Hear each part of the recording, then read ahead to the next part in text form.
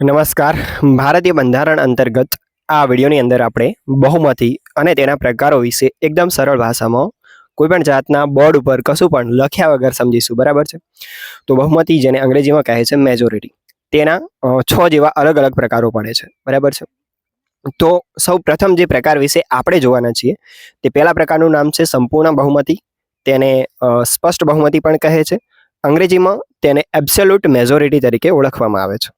આ બહુમતી એવું કહે છે કે કુલ સભ્યોના 50% કરતાં વધુ વોટ મળે તો તમે જે બહુમતી છે તેને સ્પષ્ટ બહુમતી કહેશો. ઉદાહરણથી સમજીએ. માની લો કે લોકસભાની અંદર કુલ 100 સીટો છે. બરાબર છે? અને તમને ખબર છે કે સરકાર બનાવવા માટે સ્પષ્ટ બહુમતીની જરૂર પડે છે. આ પહેલા નંબરની સંપૂર્ણ બહુમતી, એબ્સોલ્યુટ મેજોરિટી. બરાબર?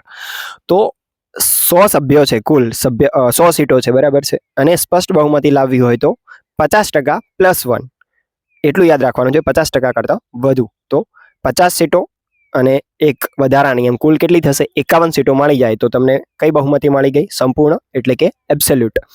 બરોબર છે? Absolute majority. તો આ પહેલો પ્રકાર છે. કુલ સભ્યના 50%. તમારે શું, કયા શબ્દ ઉપર ભાર આપવાનું છે? કુલ સભ્યના 50%. આ શબ્દ યાદ રાખવાનો છે. 50% +1 વોટ મળે તો આ પ્રસ્તાવ, તમે આ બહુમતીથી પ્રસ્તાવ પસાર કરી શકો છો. અને સરકાર બનાવવા માટે આ બહુમતી વપરાય છે. કઈ? સંપૂર્ણ સ્પષ્ટ બહુમતી. ઠીક છે? ત્યારબાદ જે બીજો પ્રકાર છે તે પ્રકારને કહે છે પ્રભાવી બહુમતી, અસરકારક બહુમતી પણ કહે છે, અને અંગ્રેજીમાં તેને ઇફેક્ટિવ બહુમતી તરીકે ઓળખવામાં આવે છે. આની અંદર તમારે જે શબ્દ યાદ રાખવાનો છે આ બહુમતી માટે, તે છે વર્તમાન સભ્ય સંખ્યાના 50% કરતાં વધુ વોટ. આની અંદર એ જ એક્ઝામ્પલ લઈએ. માની લો કે મારે કોઈ પ્રસ્તાવ આ બહુમતીથી પસાર કરાવવો છે અને કુલ સભ્ય સંખ્યા તો કેટલી છે? 100 છે. બરાબર છે? લોકસભાની અંદર, ઉદાહરણ તરીકે. હવે આ બહુમતીથી પ્રસ્તાવ પસાર કરવો છે તો વર્તમાન સભ્ય સંખ્યા જોવાની છે. તો કુલ 100 છે, એની અંદર માની લો કે 5 જણ પદમાંથી રાજીનામું આપે છે, 5 જણ અન્ય કારણસર પદ ખાલી થઈ ગયું છે, સીટો ખાલી છે. તો કુલ સભ્ય સંખ્યા 100 છે, પરંતુ વર્તમાન કેટલી થઈ? સીટો 90 થઈ. બરાબર છે?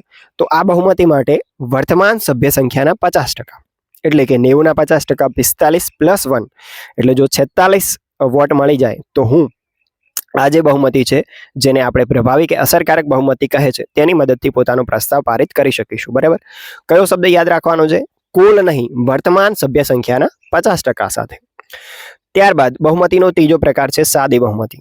બરોબર? જેને અંગ્રેજીમાં કહે છે સિમ્પલ મેજોરિટી.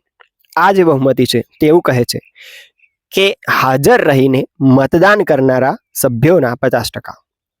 તો કુલ સભ્યો હતા 100. શરૂઆતની અંદર આપણે જોઈ ગયા 100 માંથી 10 રાજીનામું આપ્યું તો વધ્યા 90. આ 90 છે, પરંતુ 70 જણા જ માની લો કે મતદાન કરે છે. કોઈ પ્રસ્તાવ મારે પસાર કરાવવો છે અને 70 જણા જ મતદાન કરે છે, બાકીના 20 સૂઈ ગયા છે.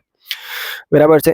તો આ જે હાજર રહીને મતદાન કરનાર, કયો શબ્દ યાદ રાખવાનો છે? મતદાન કરનારના 50% +1. તો 70 ના 50% એટલે 35 +1 એટલે 36. જો 36 જણ એની અંદર વોટિંગ કરશે, વોટ મળશે, તો સાદી બહુમતીથી આ વસ્તુ પસાર થઈ જશે, જેને સિમ્પલ મેજોરિટી કહે છે. તો આ છે બહુમતીના મુખ્ય 3 પ્રકારો. સૌપ્રથમ આપણે જે બહુમતી જોઈ તે કઈ હતી? સંપૂર્ણ, સ્પષ્ટ, એબ્સોલ્યુટ. બીજી હતી પ્રભાવી, અસરકારક, ઇફેક્ટિવ, અને ત્રીજી છે સાદી અને સિમ્પલ. હવે જે બહુમતી આવી રહી છે તે ખાસ ધ્યાન રાખો. તેનું નામ છે વિશેષ બહુમતી, વિશિષ્ટ બહુમતી, જેને સ્પેશિયલ મેજોરિટી કહે છે. આ બહુમતીના 3 પ્રકારો છે. આ ત્રણેય પ્રકારોની અંદર તમારે એક શબ્દ એડ કરી દેવાનો છે. જ્યાં જ્યાં પહેલામાં 50% લીધા, અહીંયા 2/3 લેવાના છે. કઈ રીતના? આનો જે પહેલો પ્રકાર છે તે પહેલો પ્રકાર છે કુલ સભ્ય સંખ્યાના 2/3 કરતાં વધુ વોટ મળવા જોઈએ. તો જુઓ, રાષ્ટ્રપતિની જે મહાભિયોગની પ્રક્રિયા છે તેની અંદર આ પહેલો પ્રકાર વપરાય છે. કુલ સભ્ય સંખ્યાના 2/3 બહુમતીથી પ્રસ્તાવ પસાર થવો જોઈએ તો જ મહાભિયોગ થશે. તો કુલ સભ્ય સંખ્યા આપણે કેટલી લીધી? 100. 100 ગુણ્યા 2/3 તમારે કરવાના છે. 2/3 કરો એટલે 66.66 જેવો જવાબ આવશે. તો 100 ગુણ્યા 2/3 કરો એટલે 66 સમથિંગ જવાબ આવશે, +1 એટલે 67. તો જો સભ્ય સંખ્યા 100 છે લોકસભાની અંદર અને મારે મહાભિયોગ પ્રક્રિયાથી રાષ્ટ્રપતિને હટાવવા છે તો 67 વોટ મેળવવા પડશે. આ છે પહેલો પ્રકાર, કુલ સભ્યના 2/3. બીજો પ્રકાર શું છે? વર્તમાન સભ્યના 2/3. હવે 100 માંથી બીજા પ્રકારની અંદર આમ જોવા જઈએ તો 5મો પ્રકાર, પણ વિશિષ્ટ બહુમતીનો બીજો પ્રકાર છે. તો આ જે કુલ છે તેની અંદર વર્તમાન સભ્ય સંખ્યાના 2/3. તો 100 માંથી 10 જણાએ આપી દીધું રાજીનામું, વધ્યા 90. 90ના 2/3 તમારે લેવાના છે. તો 90 ગુણ્યા 2/3 કરો એટલે જે આન્સર આવે છે તે લગભગ 61ની આજુબાજુ થાય છે. તો 61 જણ વોટિંગ કરશે તો બીજા નંબરની બહુમતી આવશે, જે બહુમતીનો બીજો પ્રકાર છે વર્તમાનના 2/3. અને ત્રીજો પ્રકાર છે તે છે હાજર રહીને મતદાન કરનારના 2/3. તો 90 કુલ સભ્ય સંખ્યા 100 હતી, 10 રાજીનામું આપ્યું, વધ્યા 90. 90માંથી માની લો કે આ વખતે વોટિંગ કર્યું 70 જ, તો 70ના 2/3 ગણો એટલે જે આન્સર આવે છે તે છે લગભગ 46. તો મારે જો ત્રીજા પ્રકાર સાથે કોઈ વસ્તુ પારિત કરવી છે તો 46 વોટ જોઈશે હાજર રહીને મતદાન કરનારના 2/3. બરોબર. વિશિષ્ટ બહુમતી એની અંદર પહેલો પ્રકાર છે કુલ સભ્યના 2/3, બીજો પ્રકાર છે વર્તમાન સભ્યોના 2/3 રાજીનામું આપે એને બાદ કરી દેવાના, અને ત્રીજો પ્રકાર છે વોટ કરનારના 2/3. બરાબર, હાજર રહીને વોટ કરનારના 2/3. આ છે વિશેષ બહુમતીના 3 પ્રકાર. જ્યારે પહેલી બહુમતી જે હતી તેની અંદર 3 પ્રકારો કયા કયા હતા? સંપૂર્ણ, એબ્સોલ્યુટ, એની અંદર કુલ સભ્યના 50% +1. બીજી હતી અસરકારક, ઇફેક્ટિવ, પ્રભાવી, જેની અંદર વર્તમાનના 50% +1 સભ્ય સંખ્યાના. અને ત્રીજી હતી તે હતી સાદી બહુમતી, સિમ્પલ મેજોરિટી, જે અંતર્ગત આપણે હાજર રહીને મતદાન કરનારના 50% જોતા હતા. તો આ બહુમતીના 6 પ્રકાર છે.